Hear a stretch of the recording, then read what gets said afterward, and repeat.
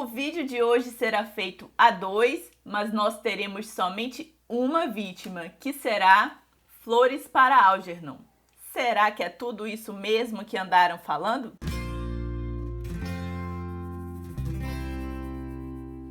Flores para Algernon foi publicado pela primeira vez em 1959 por Daniel Keyes. Só que a editora Aleph resolveu publicar novamente em 2018, que é essa edição que nós temos aqui, e teve tradução de Louisa Geisler. Em Flores para Algernon nós teremos a história de Charlie Gordon, um homem de cerca de 30 anos com uma severa deficiência cognitiva, que é de nascença e que sonha em ser uma pessoa inteligente. Então, ele se propõe a participar de uma experiência científica em que ele sofre uma cirurgia no cérebro e fica mais inteligente. E é isso daí que a história gira em torno. O experimento é bem sucedido, mas aí tem que ler para descobrir. Agora que nós já contamos um pouquinho sobre a história, nós não vamos aprofundar muito sobre isso. Eu trouxe... Nós contamos, é gentileza dela, porque até agora eu não falei nada, né? Ah, mas aí você ia falar muita coisa mais que eu também não, porque isso é o que está inclusive aqui atrás do livro. Então, eu trouxe o Jonatas para a gente poder discutir alguns pontos que eu achei interessante e discutir de uma forma que não traga spoiler para vocês. Esse é o objetivo do vídeo, ter as duas opiniões sobre alguns pontos do livro sem dar spoiler. Você já sabe que geralmente nós não lemos os mesmos livros, mas esse aqui foi um livro que nós dois lemos, então a gente achou melhor fazer um vídeo aqui em conjunto. Eu sinceramente estava muito na dúvida assim, se esse livro era muito bom mesmo, se era tão bom assim, porque ele ficou muito hypado aí. Vocês provavelmente já ouviram falar sobre Flores para Algernon, se não ouviram durante esse ano aí, é porque vocês estavam desligados do mundo literário, porque todo mundo falava, todo mundo comprou esse bendito livro. Inclusive, no dia que eu fui comprar esse livro aqui a primeira vez, ele estava R$170. E não fazia o menor sentido, porque é um livro pequenininho, é um livro de 200 e alguma coisa, né? 280 páginas, 284 páginas. É um livro que não é novo, como a Fernanda já falou, de 1959. Então, assim, bom, não é um livro novo, o que ele tem de tão especial que todo mundo resolveu falar dele aqui nesse ano? Bom, no livro, a história é narrada a partir de diários de evolução de Charlie Gordon. Ele todo dia vai e registra como que está sendo a experiência, as sensações que ele está tendo e tal. Então, o que você achou desse tipo de apresentação de narrativa? Você gostou, não gostou? Bom, assim, de verdade, assim, é porque, como a Fernanda disse, o livro ele vai sendo narrado com diários que o próprio Charlie escreve.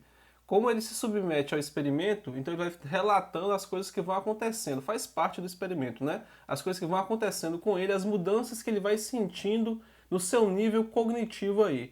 Então você vai percebendo aí essas mudanças na própria escrita dele, de como a inteligência dele vai mudando. Eu achei isso legal, até um ponto, pra te falar a verdade. Depois você enjoa? Depois você enjoa, porque o que acontece? Flores para Algernon é um livro muito legal porque ele tem essa experiência cognitiva de uma pessoa com deficiência cognitiva que escreve, que relata a sua própria experiência, né? Só que acontece, o fato dele escrever em diários é muito bom que você vê, entende mais ou menos o que ele está sentindo, mas acaba que a história se torna linear.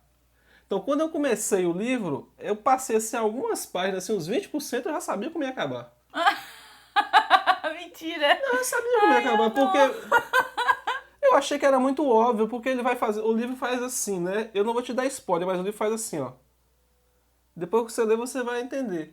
Ele é uma montanha. Então você faz isso aqui e de repente você faz isso. Quando você começa o livro, começou relatório 1, relatório 2, relatório 3, eu falei assim, bom, já sei onde vai parar. Agora tem uma questão aqui que é muito legal e que eu acho difícil a gente fazer até análise, que é a questão da escrita. Porque nesse livro aqui, como o Charlie, no início do livro, ele tem uma deficiência cognitiva um pouco maior, ele escreve com muitos erros, e é claro, não são erros de português, porque o livro não é feito em português. Exatamente. Né? São erros da língua inglesa. E aí eu acho muito difícil para o tradutor, de verdade, aqui para o tradutor... Ele reproduzir esses erros que o autor quis passar, né? Mas eu achei que ficou interessante isso daí, assim, deu para entender essa evolução dessa inteligência, né? Como o Charlie mesmo diz, que ele quer ser inteligente. Então ele quer escrever direito, ele quer falar direito, ele quer entender o que as pessoas falam. E eu acho que nesses relatórios, ainda que a tradução não tenha sido assim 100%, até mesmo porque eu não li o inglês para saber quais foram os erros da forma que o autor escreveu, para eu poder comparar se a tradução ficou legal ou não, mas deu para ficar bem claro a evolução da escrita dele, da pessoa que não tem o conhecimento da língua para uma pessoa que passa a ter o conhecimento da língua, entendeu? O conhecimento formal, né? Da escrita. Eu achei interessante, para te falar a verdade, achei legal, porque eu acho difícil, os erros da língua inglesa são diferentes dos erros da língua portuguesa. E eu, assim, de verdade, não sei se o Daniel Keyes, né? Que nem falou o nome do autor. Não, eu falei sim no início, falou? Daniel Keyes. Do Daniel Keyes. É Keyes ou é Keyes? Não, Keyes você está traduzindo, mas você gosta, então vai Keyes aí, deixa o Keyes. Do Daniel aqui, eu não sei se a escrita dele é tão bom, mas o tradutor é muito bom, para te falar a verdade. Eu vou até falar o nome dele aqui. É ela. A Geisler. É a Luísa... Fernanda chama de Geisler. Tá bom? Depois você dá uma olhadinha lá. Luísa, fala aí pra gente se é Geisler ou Geisler. Então vamos ao segundo ponto que nós anotamos aqui. O segundo ponto tem a ver com a evolução da inteligência. Eu acho que nós até falamos, né? Eu acho que foi assim, o tempo que foi dado para evolução foi rápido, mas deu para entender o contexto da história, o porquê que foi rápido assim, entendeu? Eu queria que tivesse sido um pouco mais devagar, mas depois que eu terminei de ler o livro, eu consegui entender o porquê que o autor colocou assim uma evolução tão... Nossa, muito rápido. Eu fiquei assim, teve um momento aqui que o Charlie, ele começa a aprender as coisas muito rápido. Não sei se você é do meu tempo, assim, da velharia, mas não sei se você se lembra do Etevaldo que tinha no Castelo Rá-Tim-Bum. Eu não assistia tanto Castelo Rá-Tim-Bum, não. Não é do seu tempo, não, né? O seu tempo era anterior. Você quer apanhar, né? O Etevaldo, ele pegava os livros assim, ele lia e entendia tudo rapidamente, decorava tudo. E o Charlie tem um momento que ele fica assim, né? Que ele fica aprendendo tudo muito rapidamente. Mas tem um filme que tem uma personagem que faz isso daí, é o Quinto Elemento. Ela passa os trens assim na internet e aprende tudo rapidinho. Não tem essa questão. Ele era quase isso. Então você coloca em 284 páginas, eu não acho que dá tempo para você perceber todas essas nuances assim. É um livro muito legal, que eu te falei assim, mas eu sinceramente não acho que dá tempo. E tem uma coisa também, e aí vocês me perdoem, porque eu achei que foi simples demais assim. Porque como você trabalha com relatórios, você faz uma organização do pensamento do Charlie, que é muito bom para quem está lendo. Você perceber como está ocorrendo isso. Quando ele sai de um nível A de inteligência, né, cognitiva, sei lá, de como que é, mas ele sai do nível, e vai passando para o nível 2, nível 3 e tal. Você percebe isso em termos de organização. Mas a mente humana é um caos. E aí eu vou fazer um comparativo com outro livro que eu estou lendo, que é o Sonho e a Fúria, do William Faulkner. Eu não terminei de ler o livro ainda, mas ele tem também uma descrição, uma narrativa de uma pessoa com deficiência. É um dos narradores do livro. E ali, de verdade, é um caos. É uma bagunça. Mas assim, para quem está lendo, é muito mais difícil de ler. Mas eu acho que o objetivo do autor, nesse caso, não era tanto dificultar a compreensão do leitor, do pensamento dele, enquanto ele tinha um QI pequeno. Era mais para apresentar... Eu não gosto desse negócio de QI, sabe? Mas é porque no livro eles falam assim, entendeu? Eles nem se referem tanto ao cognitivo, fala mais da questão do número de QI, 70, 80, 90... Essa discussão, inclusive, que é uma discussão antiga, por isso que eu acho que a gente tem que tomar cuidado com livros muito antigos e a gente traz isso para uma discussão atual. Porque essa discussão de QI, a gente não é da área de psicologia, mas isso é uma questão já ultrapassada, se não me engano, porque QI mede inteligência linguística e inteligência lógica e matemática. E você tem vários outros tipos de inteligência, você não precisa necessariamente ser analisado sob esse ponto de vista. Inclusive, alguns termos que são utilizados aqui, por exemplo, ele trabalha com o termo retardado. É muito. Muitas vezes ele coloca a linguagem aqui como retardado, só a linguagem de 1959, e aí traduz aqui do mesmo jeito. Mas hoje, tanto é que no direito brasileiro a gente chama sempre de pessoas com deficiência. E existem pessoas com deficiência de vários níveis. Tem pessoas com deficiência física, pessoas com inteligência cognitiva, vários tipos de inteligência. Então, inclusive isso aqui é uma questão que a gente precisa discutir, que eu não tenho visto as pessoas discutirem. Sempre fala assim, o livro, parece que o livro foi escrito ontem. Não foi não, gente. Esse livro foi escrito em 1959, tem termos bastante ultrapassados, ele é muito legal, as discussões dele são muito importantes, mas você precisa colocá-lo no devido lugar, tá? O outro ponto que nós colocamos aqui, você colocou aqui, discute as memórias da infância? Porque assim, eu achei interessante um ponto do livro que o autor trouxe assim, de uma forma muito enfática, que a sua inteligência emocional não acompanha a sua inteligência cognitiva. Porque você pode crescer em questão de quantidade de conhecimento, em diversidade de conhecimentos, em línguas, em várias coisas, mas o seu emocional, eu acho que